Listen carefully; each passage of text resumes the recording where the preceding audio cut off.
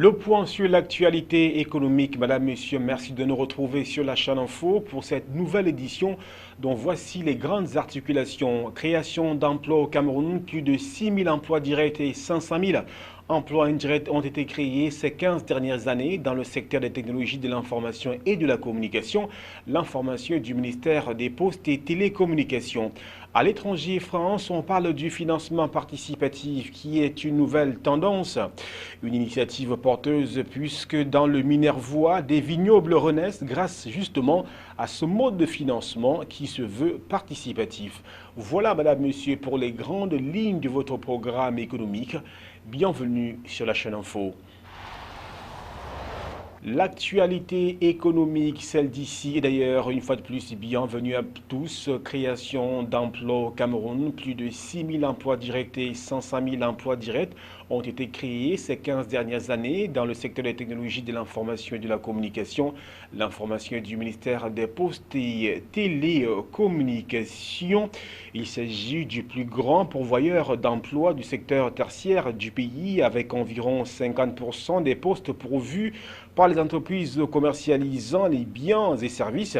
La création de ces emplois découle notamment de la démocratisation de la téléphonie mobile avec plus de 18 millions d'abonnés selon l'Agence de régulation des télécommunications alors que le pays compte actuellement 4 opérateurs dans le secteur.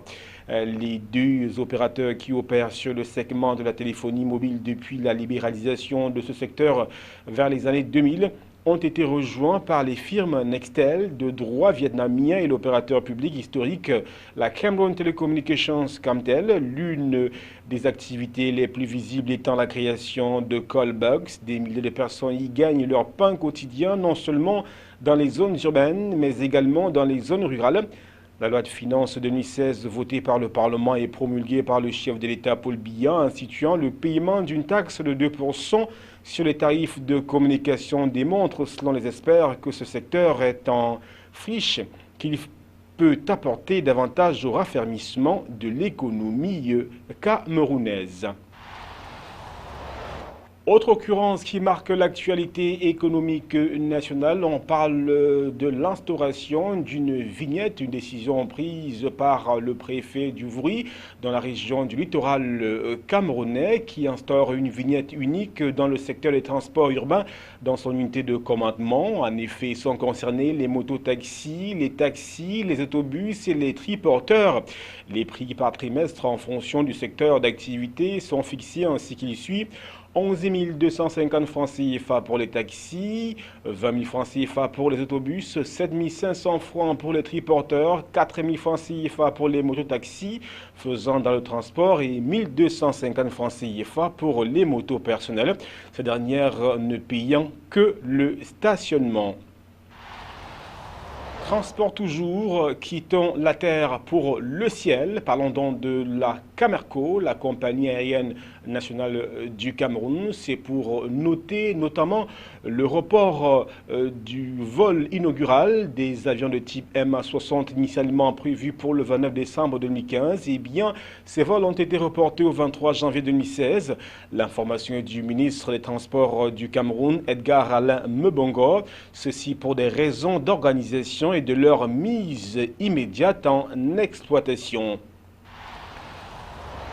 Scrutons à présent un autre univers qui concerne toujours l'économie. Parlons de l'huile avec le Cameroun qui va importer 40 000 tonnes d'huile en 2016. C'est que le ministre camerounais des Finances, Salamine Ousmane Meh, a favorablement répondu à une requête du ministre du Commerce initiée et motivée par le comité de régulation de la filière des oléagineux afin d'autoriser l'importation à des conditions préférentielles de cargaison d'huile de palme et ses produits dérivés sur le Cameroun en 2016. Au total, selon le document, ce sont 47 000 tonnes d'huile de palme qui seront importées en plus de la production locale cette année afin de satisfaire la demande des transformateurs des oléagineux contre 8 000 tonnes de stéarine et 5 000 tonnes d'huile de palmiste. Ces matières premières seront importées en exonération de la taxe sur la valeur ajoutée TVA et à un droit de douane préférentiel de 5%, différent de la valeur de référence de 1 500 francs CFA, le litre réglementairement applicable. La cargaison la plus importante sera importée par la Société camerounaise de raffinerie, bien évidemment, à laquelle le gouvernement a concédé un quitus d'importation de 25 000 tonnes d'huile de palme. Une société camerounaise importera 10 000 tonnes d'huile de palme, laquelle est d'ailleurs la seule, justement, entreprise autorisée à importer des produits dérivés de l'huile de palme. Il s'agit de 8 000 tonnes de stéarine et 5 000 tonnes d'huile de palmiste.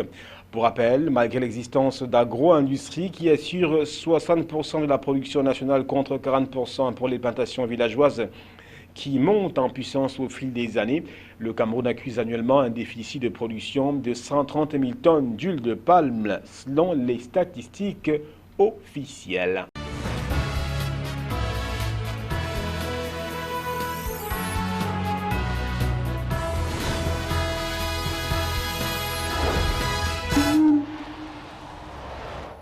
L'actualité économique au-delà des frontières camerounaises, nous vous le disions en titre, France, financement participatif. Eh bien, ce mode de financement se veut porteur puisque dans le Minervois, des vignobles renaissent grâce au financement participatif. On voit tout cela. Accroupis dans la vigne du domaine de l'Orbouzil dans le Minervois, ces apprentis vignerons découvrent les techniques de récolte. Quand on coupe, c'est pas la grappe de raisin par en dessous. Quand vous le prenez par-dessus, vous voyez, vos doigts sont là. Et c'est comme ça qu'on se coupe. Donc quand on s'est coupé une fois, normalement on ne recommence plus. Originaires de Normandie, Philippe, tout comme Pascal, sont venus participer aux vendanges de leur domaine. Au total, ils sont 130 associés, un financement participatif mis en place il y a 2 ans pour permettre à l'activité viticole de perdurer dans la région. Et aux amateurs de vin, de découvrir le métier. Le reste de l'année, je suis chef d'entreprise dans les Vosges. Je viens des Vosges. Je fais 850 km pour venir prendre du plaisir ici. Prendre du plaisir et travailler au milieu des vignes. Ludovic Aventin a eu l'idée de créer ce financement participatif lorsqu'il a lui-même voulu s'installer. Chaque associé verse environ 1 500 € dans le domaine pour soutenir un vigneron. La durée du partenariat est illimitée, mais l'associé peut revendre sa part lorsqu'il le souhaite. Les associés qui prennent une part dans un vignoble et qui installent des jeunes vignerons, ils donnent du sens à leur argent. On permet de créer des domaines pour faire des grands vins qui n'auraient pas existé si on n'avait pas participé. Et la participation, même si elle est philosophique, économiquement, c'est pas idiot, parce que ça rapporte 4,5% par an en valeur bouteille. Quelques heures plus tard, dans le chai du vigneron. L'idée, c'est quand même que vous ayez des sensations après ce dur effort de ce matin. Place à la dégustation avant de recevoir chez eux l'équivalent de leur investissement en bouteilles de vin rouge. L'idée de Ludovic Aventin n'en finit pas de faire des émules. Une dizaine de domaines ont ainsi vu le jour. Des projets sont à l'étude dans le Bordelais. Retour sur le continent africain, Soudan du Sud, Juba, la capitale, nous y sommes, où justement jugés sans avocat faute de moyens, bien évidemment, de moyens économiques précisément, certains condamnés justement échouent dans le couloir de la mort. Cela fait près d'1 an qu'elle vit enchaînée. Stella Joa Félix est une mère de 6 enfants détenue dans la prison de Djouba, la capitale du Soudan du Sud. Accusée du meurtre de son mari, elle attend la date de son exécution par pendaison. Le verdict est tombé à l'issue d'une audience qui a duré 5 minutes. Sa belle-famille affirme qu'elle a abattu son mari. Stella assure n'avoir jamais tué personne. Nous pensons à nos enfants. Ici, le soir, quand vous essayez de dormir, vous pensez à vos enfants. Ça nous rend malheureux. Stella sait qu'elle ne les reverra peut-être jamais. Comme beaucoup de ses codétenus, elle n'a jamais eu affaire à un avocat. Au tribunal, ça a été sa parole contre celle de sa belle-famille. Le Soudan du Sud est la plus jeune nation d'Afrique, indépendant depuis juillet 2011. Son système judiciaire laisse encore à désirer. Selon la Société de juristes du Soudan du Sud, beaucoup de juges ont à peine reçu une formation et souvent ils ne comprennent pas les langues locales. Pourtant, ils ont le pouvoir de condamner à mort. Dans la grande majorité des cas, les prévenus accusés d'homicide n'ont pas accès à une aide juridique. Condamner à mort quelqu'un qui n'a pas d'avocat, qui n'a pas la possibilité de se défendre, qui ne peut pas faire intervenir des témoins, c'est clairement une violation flagrante de la loi. C'est quelque chose qui ne devrait être permis dans aucune société. Dans la partie réservée aux femmes, il y a une unité pour les détenus ayant besoin de soins psychiatriques. Mais personne ici ne semble recevoir de traitement. D'après l'ONG de défense des droits de l'homme Human Rights Watch, il n'y a pas de temps à perdre. Il y a de grandes chances que des innocents soient condamnés à mort. Et il y a de très grandes chances que des personnes soient exécutées sans avoir eu droit à un procès équitable, alors qu'elles ne sont pas coupables des crimes qu'on leur reproche. Les autorités assurent vouloir réformer le secteur judiciaire et elles affirment que de nouveaux juges sont en passe d'être formés. Mais elles n'ont nullement l'intention d'abolir la peine de mort. Pour Stella et ses codétenus, le seul espoir, c'est une intervention du président Salva Kiir. Il y a actuellement à la prison de Djouba 103 condamnés à mort, dont 4 femmes.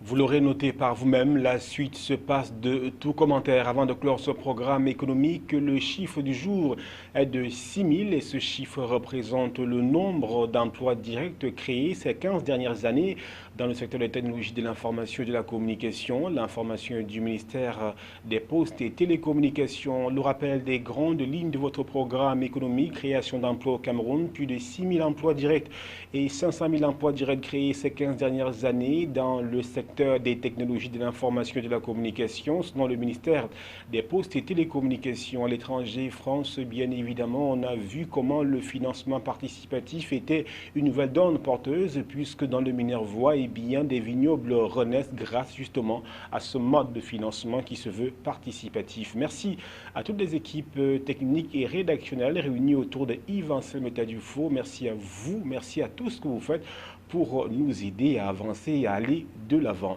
Au revoir.